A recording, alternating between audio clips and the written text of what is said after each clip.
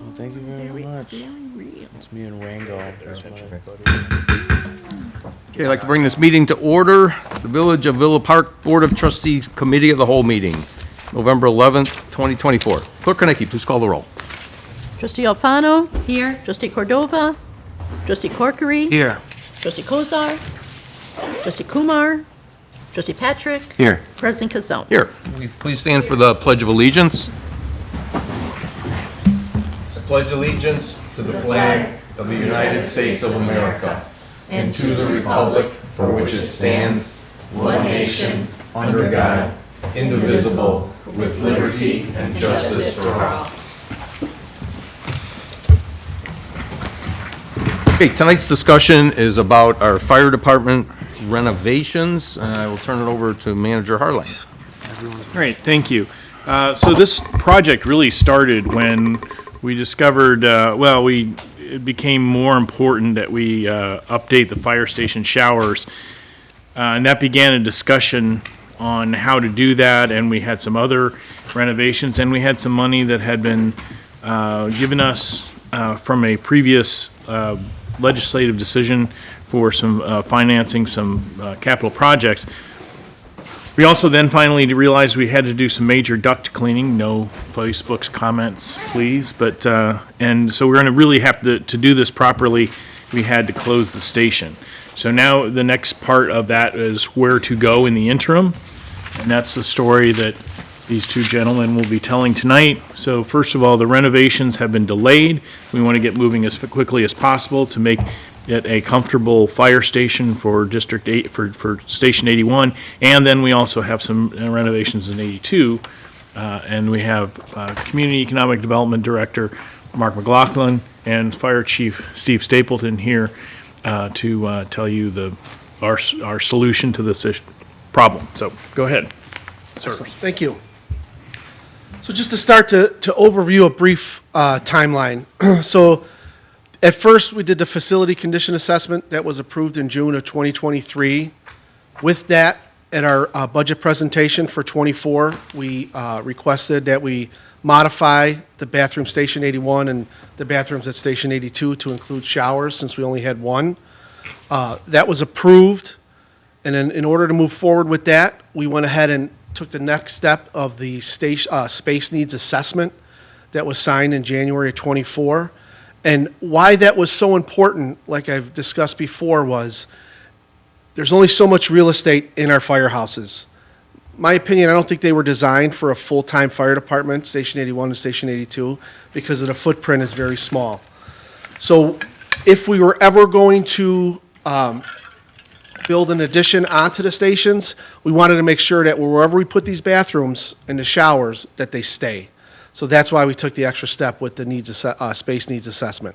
So that was completed, and then through the summer, we were going back and forth with the architect on the floor plans and the programming space that was needed.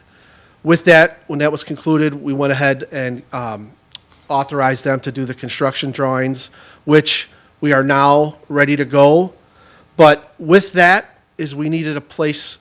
It was originally going to be just the showers, and we were going to see if we can get a small shower trailer and put it in the bay floor.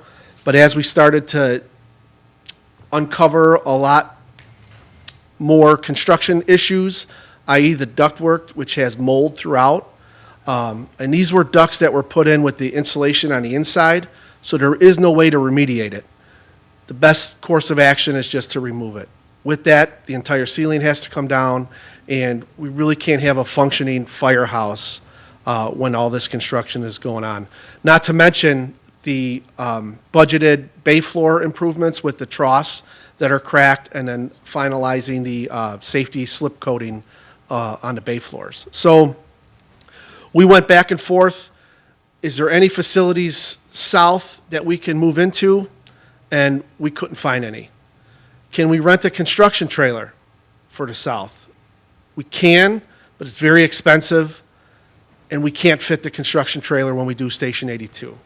So we came up with, I think, the best solution is, and we'll get to it, is the Iowa Community Center.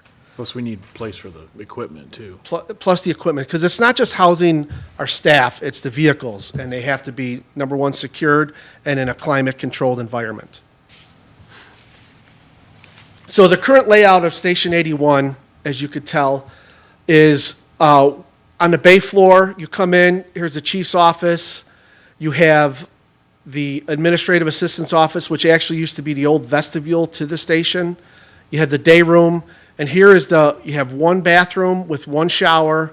This is a storage closet, and then the deputy chief's office, and then you have the bunk room in the back. What we're proposing to do is demolishing the south wall here in the hallway to split the deputy chief's office now that we have two deputy chiefs, so they can each have their own office. And we were able to, working with the architect, have one ADA compliant bathroom with the shower and two other bathrooms with the shower for a total of 3. Still have a tiny storage room, but this would be functional and it would fulfill what we need for the firehouse. So on this, this is what we spent the majority of time with staff going over. And where we landed was that the bathroom off the corridor being the ADA shower, if there was any public coming to this facility or any non-firefighter staff that needed ADA accommodations, that's now accessible off the public corridor, where the 2 non-ADA shower and toilets were off of the bunk room, which is primarily for the firefighters for their house, where they're obviously sleeping quarters and whatnot. Thank you. Now, a little bit more challenging was Station 82, which is a smaller fire station. So, and this, we're still going back and forth. So this took the longest time and the longest delay because without putting an addition onto this station, there was absolutely nowhere on the first floor that we can add a second bathroom shower. So what we decided to do, the architect suggested that we go ahead and tear out the existing shower and make the hallway / closet on the north side of the station. That'll be the ADA shower. You'll still have your bunk room. The locker room will move into the existing bathroom that's there, and this doesn't impede the day room and the kitchen that is currently there. We have the lieutenant's office, and then we have a workstation here, and we still have the small bathroom, but there was no way to fit a shower into that. And then the best option is to put that second shower at Station 82 in the basement. Not ideal, but there was, again, no other real estate for us to put a shower in there. Now, temporary relocation. This is what we spent a lot of time on. My deputy chief did a lot of research with the trailers going back and forth. The problem is, the trailer is a 24 by 60 foot trailer. It would work at Station 81, but there is absolutely no way it would fit up at Station 82, and that's the station that needs to get done second. So the best option, 338 North Iowa, known as the Iowa Community Center. Since they built a new rec center, and they'll be moving out of here in December, January, we walked through the building, we put all our minds together, and with a couple of modifications. Now, I just want to concentrate on this existing portion of the building. Here is the layout. It's got a gymnasium, which can serve as our apparatus floor. It already has a kitchen. It has administrative offices, which we were going to move into anyway. But it has bathrooms where we could put a temporary shower. It has classrooms where we can make one a bunk room, a training room, and a day room. We would have to modify putting 2 garage doors on the east side of the gymnasium. With that, we would need a carbon monoxide exhaust fan, some minor electrical for the shorelines to power our rigs. This would also have to include our reserve apparatus because we would have to completely move out of Station 81. With that, one of the bathrooms, we could put a temporary shower, and then the dividers that divide the sleeping quarters, we can make in-house with some drywall and some 2x4s. Again, not ideal, but I think this is our best option. Another modification that we're going to need, and this is why I really want to discuss this tonight, is with the parking lot. If this is going to be an active fire station for the next possibly 13 months, we are going to need to limit some of the parking, if not all the parking for this parking lot. Because it's not that bad in winter, but I know in summer with baseball, this parking lot gets packed. Unfortunately, we're going to have our apparatus respond out of here, ambulance and engine. So I would prefer that we just close the parking lot altogether. Now, I believe the village owns this entire parking lot. Again, it's not ideal, but it's going to be a temporary fire station. And I think the liability concerns of keeping this an open parking lot and our apparatus driving through it, it would be best if we close it completely for the remainder of the project. Again, this is going to be Station 81 first, and then Station 82 right after. Some construction timelines. If approved, the modifications to the Iowa Community Center should take anywhere from 2 to 3 months. Once that phase 1 is done, we can move from Station 81 into the Iowa Community Center, and then the construction can start on Station 81. I'm not a contractor. I asked the architect. We don't have a general contractor picked out yet, but we're estimating 3 to 5 months for the construction.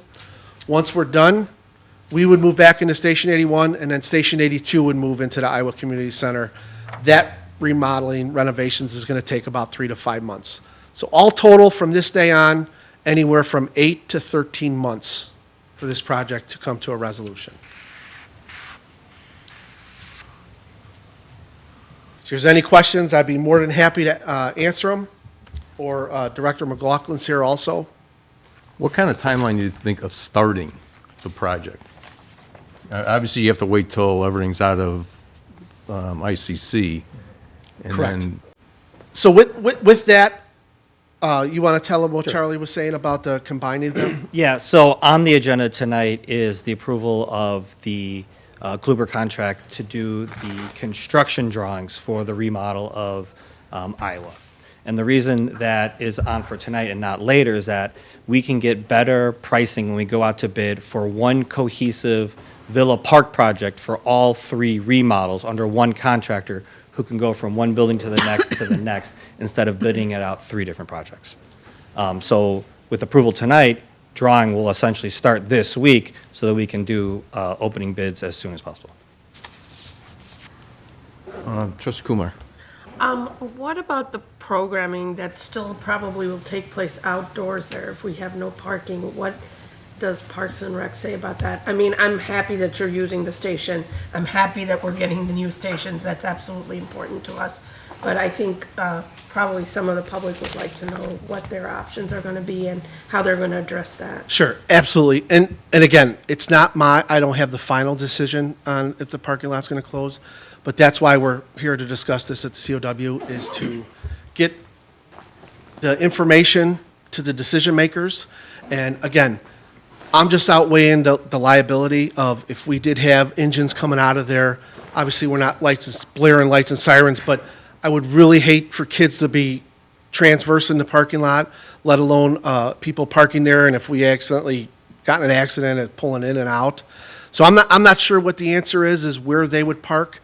I'm not sure what programs are slated to be there over the summer. I think they have do they have the day camps there?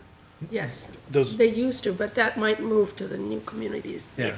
I'm not worried about like the day camps and the stuff that kind of are taking place in the building, because our think is they're gonna move to the new community center. So there's no issue with those. It's more about the outdoor sports like baseball and things like that that take place on the fields there that and soccer. Those are the 2 kind of constraining factors. We don't have that many fields in Villa Park. I think maybe reaching out to the school districts at this point and making sure that they understand that that we're temporarily going to be using maybe District 48, 45, and so that this project takes, not that we should not close the parking lot. Safety is a concern. We wouldn't want kids there. Sure. In both states. It's also keeping the place secure is important. You have a lot of expensive equipment that we just bought as a village, so I think Absolutely. those concerns have to be met too. But I think having a discussion maybe about those programming in as soon as we get this done as a forward fashion is a good way to set a precedence with the parents out there who are really like, where do we go now, and where's our baseball field, and where's our soccer field? No, I don't think it's going to affect the ball fields itself. It's just parking. I believe there's estimated 45 to 55 parking slots at the Iowa Community Center right now. But you have District 45, Jefferson School, right there where everyone usually parks. You have the pool just to the east. So if we limit the 45 to 55 parking spots, is that going to cause issues? Probably not, it's just might- getting the word out. Oh, I'm sure we will, if this is approved, Yeah. we got an excellent PIO, I'm sure we're gonna get the word out on the line, or social media, as my counterpart likes to say, which, I don't have any social media, so. But now, so here's another question, because I asked it myself. Chief, both stations are now gonna be north side of the railroad tracks. Is that gonna be an issue? I'm here to tell you, so I like to refer to data, right? Empirical data to say, here's the issue. So what we did is we looked back a snapshot of 12 months. We ran an average of 2,800 calls. We've had a total of 39 times we were blocked by a train. 25 of those were coming north to south, which only equates to a 0.8% of our calls are affected by a train. We took that data back 5 years, and it was the same, 0.8% delay from a train coming from north to south. So that's very minor when you look at the overall. Plus, we have mutual aid fire departments that we work with all the time. Fortunately, Oak Brook Terrace and York Center are located very close to Roosevelt Road on our south end. And they've already told us that absolutely, that's what we're there for. Not a permanent solution, but on a temporary basis, absolutely. So. Trustee Alfano. I did have a question, and this is probably more for Manager Harline. Has there been some discussion for making this location a more permanent option as a single fire department with an underpass? Has that been discussed at all? Not much. I mean, we've talked about it a little bit. I mean, ideally, it would be as close to Ardmore as possible, because if we're going to do the underpass on Ardmore, you'd want to be as close to that street to get the full advantage of that. Plus, you'd be in the center of town, whereas this is a little bit off to the east and a little bit off to the north. It certainly would be considered because it has one tremendous advantage: that we own the land. But one of the other things is we want to make sure we also give back some green space. And so at least that west half of the building, or the west wing of the building, we had looked at trying to get that demolished in a relatively quick time, so there'd be a little bit more green space over there. And then the one possibility would be we are deficient right now in just storage space. So it would possibly be a storage space area for a while, and then it is possible if we were doing projects elsewhere, we saw projects coming up, and if this building, the roof and everything proved worthy enough. I don't want to spend a lot of time fixing the roof there, because there's some issues out there, but it could be a temporary home if we're doing other major renovations and buildings on this block. But I think we'll have 2 renovated fire stations. And, ideally, this block wouldn't be bad. There's other places where we could look for a fire station, but, yeah. And the other thing I just had one add, so excellent research by Chief Stapleton. Remember that that's an annual 25 north to south. Of course, that's assuming that they're coming from the north, so you're going to have, that number would increase because all our fire trucks would be north. But that's over a year. We're talking having them in this building for about 4 months. So, multiply times 2, divide by 3, and that's give you about the number of. So, anyway, that's it. Thank you. Trustee Patrick. With the new recreation center scheduled to have the grand opening in January, the first week there, what's the soonest that we'll be able to get Parks and Rec staff out of Iowa Community Center and into there? Can we do that before the grand opening? Well, the building will be essentially in punch list status by the first, maybe second week of December. So we're going to start moving over by that point. There'll be a little bit of a transition phase. The rate limiting step here will probably actually be getting the contract and everything. I don't know, do you think there's a chance we're ready to go before January 3rd on this project with bidding and everything? It will be very close. So it's going to be, I don't know that I think we'll be able to get them out in time for this project to not be a hitch. We'll do everything we can to make sure we get everything out of there too. Trustee Kumar. You said the roof isn't worth fixing, and I'm not disagreeing. That place has been around for a very long time necessarily, but if you are taking out part of it, it's probably not as large a roof or something, so for the storage aspect, it might be okay to fix the roof and kind of have an estimate on that when they're making the drawings, right? Yeah, well, I mean, You're not having the same building footprint. if you have a leak over an area where you're storing equipment that is not, it's like the not everyday use equipment, it's not as big a deal as if it's a leak over somebody's office. And I know that there were some issues with the roof. I don't know, Mark, if you knew anything more about that, or Greg would probably be the better answer on that. I don't think that there's any serious problem right now. I know we were looking at some stuff there, so I don't want to say like the roof is going to fail. So I don't want to get down that rabbit hole. But I mean, there's the putting a tremendous amount of money into that building right now is not a goal yet. I don't think it will be, but this will let us know if this is a useful storage facility. Remember, we're about to lose Cherokee Rose. We're overfilled in the buildings on this street. So when we brought in the new dump truck, we were jostling around with trying to figure out whether we wanted to move some stuff outside or not have the monthly electronics recycling. So we have a space issue, and this would be a temporary fix for that as well. So regarding the roof at Iowa, the roof over the gym, the stage, and the utilities has no problems. Yeah. They've never had a leak in that particular area. So any area that is slated to be demolished, which is the far west, would just be removed. So it wouldn't be a roof that you'd have to replace. Yeah. And that would also give us some more green space back.